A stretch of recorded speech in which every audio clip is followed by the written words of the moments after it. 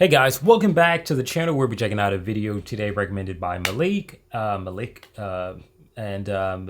says, new air defense system better than US NASAMS.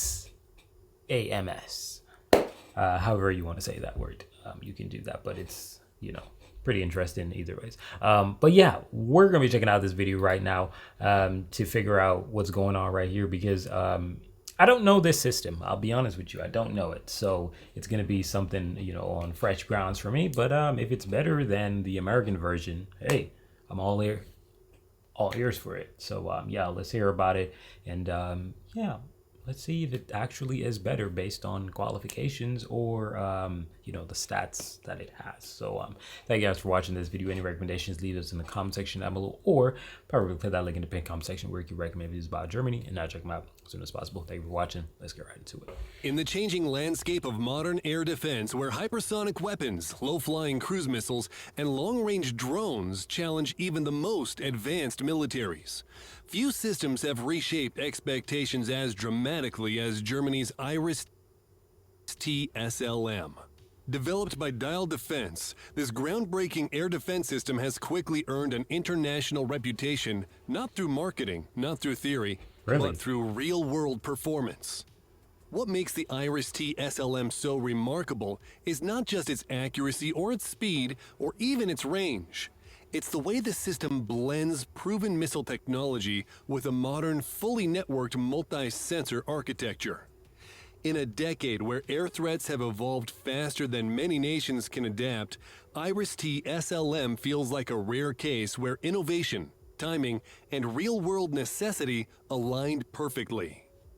To understand why IRIS-T SLM has become one of the most respected modern air defense systems, you have to start with the missile itself, the IRIS-T. Originally designed as a short-range air-to-air missile for European fighter jets, the IRIS-T was created to compete directly with the American AIM-9X and the Russian R-73. Its core design philosophy was simple: extreme maneuverability, a high-resolution imaging infrared seeker, and the ability to hit targets at high off-boreside angles. The result was a missile that fighter pilots praised for its precision and its fire-and-forget reliability.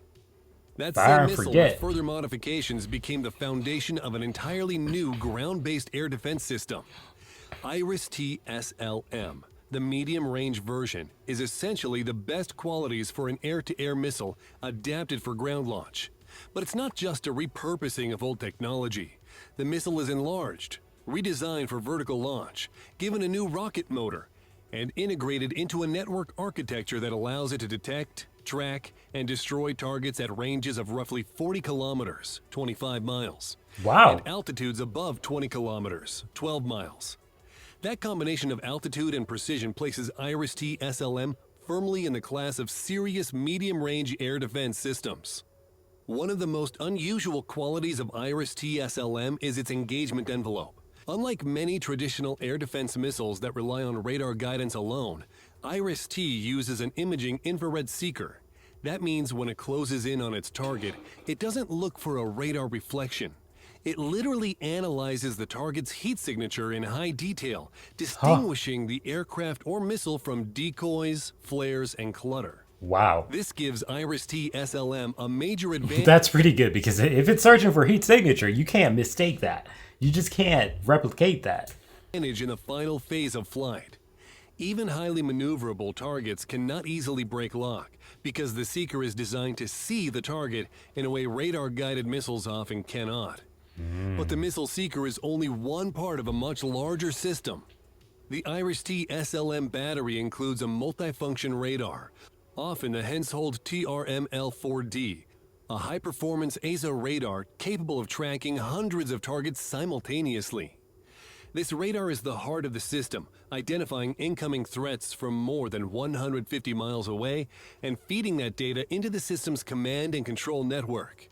Once the targets are identified and prioritized, IRIS-T SLM launches its missiles vertically, allowing the system to respond instantly in any direction. This 360-degree launch capability is essential in modern warfare, where threats can come not only from fast jets, but from cruise missiles that fly low and approach from unexpected angles.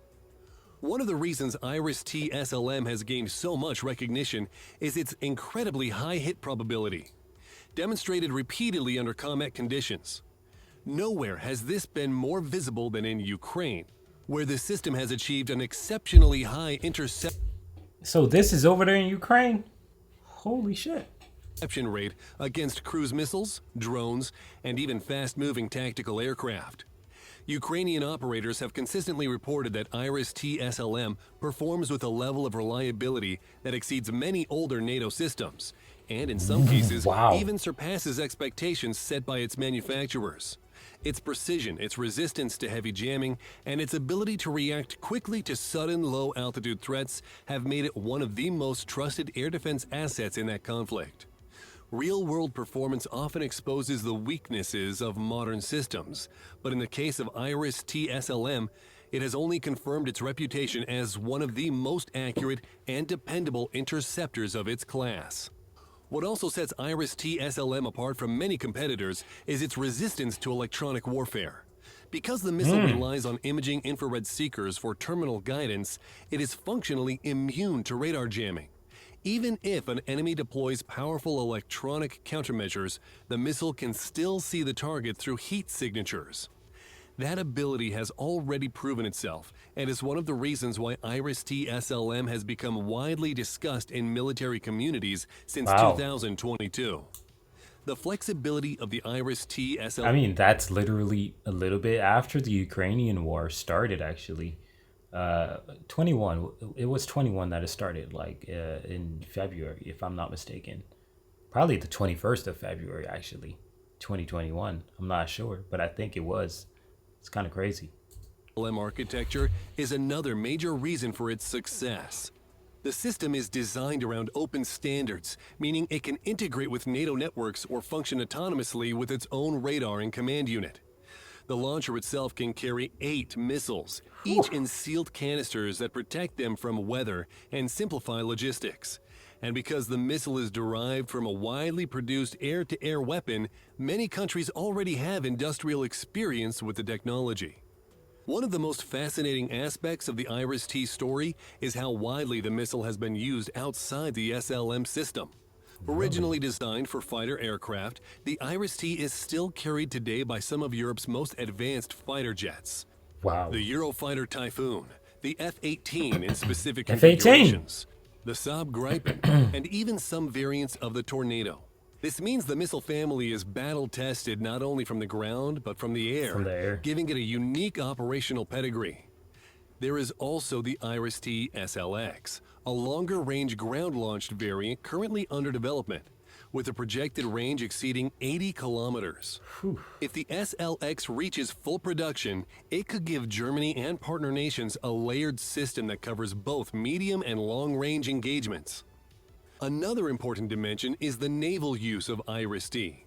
Several countries employ the missiles as a ship-launched short-range air defense solution. The Norwegian Navy, for example, has integrated IRIS-T into the launching cells of its frigates, giving surface ships a highly maneuverable, close-in defensive capability.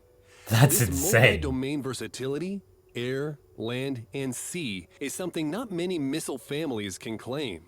But to truly understand IRIS-T SLM's place in the global market, it helps to compare it to its closest competitors. The most common comparison is with the Norwegian-American NASAMS system. The NASAMS is highly respected and widely used, but it employs the AIM-120 AMRAAM missile, a radar-guided interceptor.